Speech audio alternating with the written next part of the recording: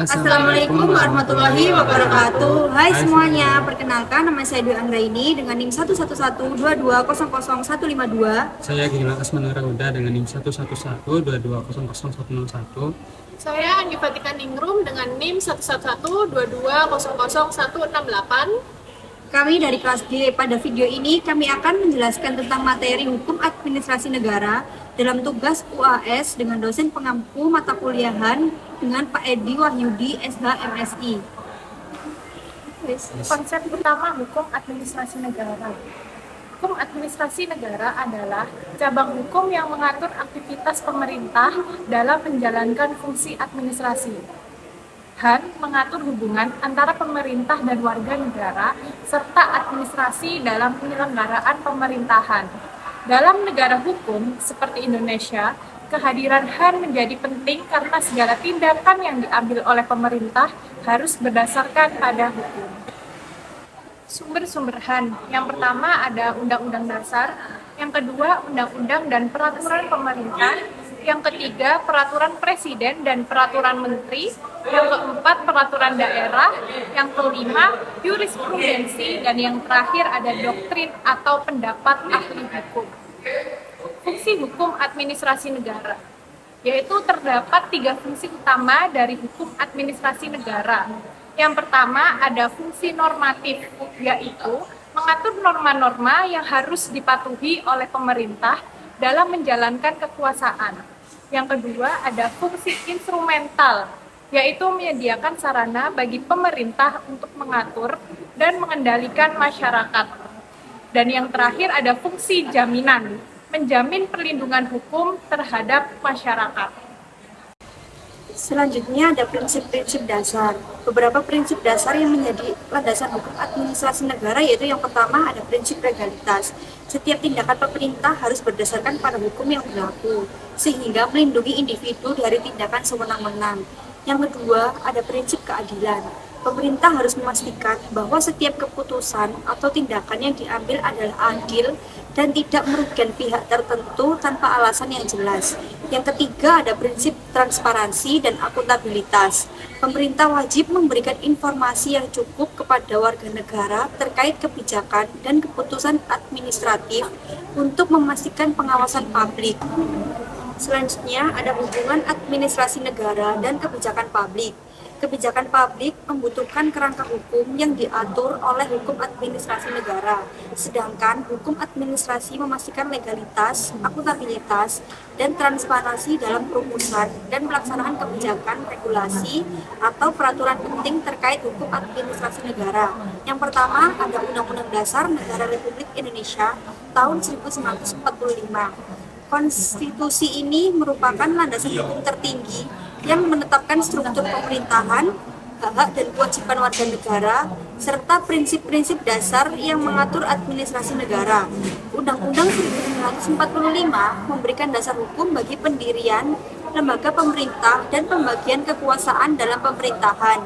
Yang kedua, Undang-Undang Nomor 28 1999. Undang-undang ini mengatur tentang penyelenggaraan negara yang bersih dan bebas dari korupsi, kolusi, dan nepotisme. Undang-undang ini bertujuan untuk mencegah penyalahgunaan wewenang oleh pejabat pemerintah dan memastikan bahwa administrasi negara berjalan dengan transparansi dan akuntabilitas. Selanjutnya yang ketiga ialah undang-undang yang mengatur tentang peradilan tata usaha negara atau PTUN adalah yang pertama Undang-Undang Nomor 5 Tahun 1946 tentang peradilan tata usaha negara. Yang kedua Undang-Undang Nomor 9 Tahun 2004 tentang perubahan atas Undang-Undang Nomor 5 Tahun 1946 tentang peradilan tata usaha negara. Yang ketiga Undang-Undang Nomor 51 Tahun 2009 tentang perubahan kedua atas Undang-Undang Nomor 5 Tahun 1986 tentang peradilan tata usaha negara. UU ini mengatur mengenai prosedur pengujian keputusan administrasi negara di pengadilan tata usaha negara. Ini memberikan mekanisme bagi individu atau badan hukum untuk menggugat tindakan atau keputusan pemerintah yang dianggap merugikan. Selanjutnya yang keempat ialah Peraturan Presiden Nomor 87 Tahun 2016 mengatur tentang peraturan pelaksanaan Undang-Undang Nomor 12 Tahun 2011 tentang pembentukan peraturan perundang-undangan yang mencakup tahapan perencanaan, penyusunan, pembahasan, pengesahan, dan pengundangan. Yang kelima, Undang-Undang Nomor 23 Tahun 2014 mengatur tentang pemerintah daerah. UU ini mengatur berbagai hal, diantaranya otonomi daerah, yaitu hak, wewenang, dan kewajiban daerah otonom untuk mengatur dan mengurus sendiri urusan pemerintahan dan kepentingan masyarakat. Asas otonomi daerah yaitu asas desentralisasi, dekonsentrasi, dan tugas pembantuan. Pembagian urusan pemerintahan menjadi 3 kategori, yaitu urusan pemerintahan absolut, urusan pemerintahan konkuren, dan urusan pemerintahan umum. Definisi beberapa istilah seperti belanja daerah, pembiayaan, pinjaman daerah, barang milik daerah, badan usaha milik daerah atau BUMD, partisipasi masyarakat, dan kawasan khusus. Selanjutnya ada studi kasus dan aplikasinya di Indonesia. Studi kasus yang pertama, peran KPK dalam pengawasan administrasi negara. Kasus korupsi EKTP, KPK berhasil mengungkap korupsi dalam proyek EKTP yang melibatkan banyak pejabat negara. Dampak pengawasannya yaitu kasus ini menunjukkan pentingnya lembaga pengawas eksternal dalam mencegah kerugian negara dan menangani penyimpangan.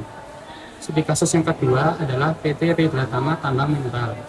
Bupati Kutai Timur mencabut izin eksplorasi dan eksploitasi PT Ridlatama.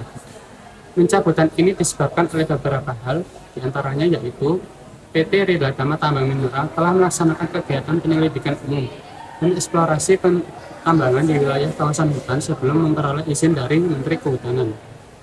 Izin eksplorasi dan eksploitasi yang diterbitkan oleh Bupati Kutai Timur menimbulkan sengketa antara PT Ridlatama Tambang Mineral dan pemerintah Indonesia Bupati Kutai Timur.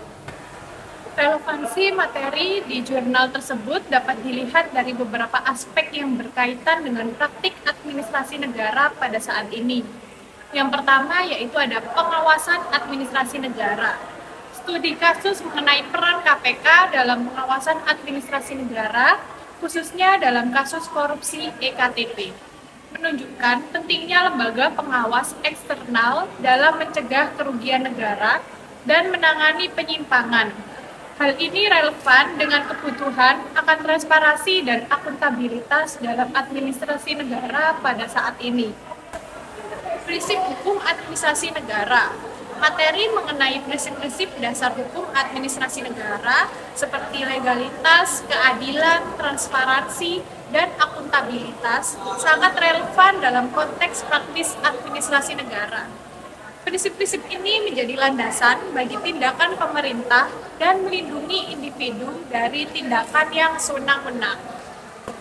Selanjutnya ada regulasi dan kebijakan publik.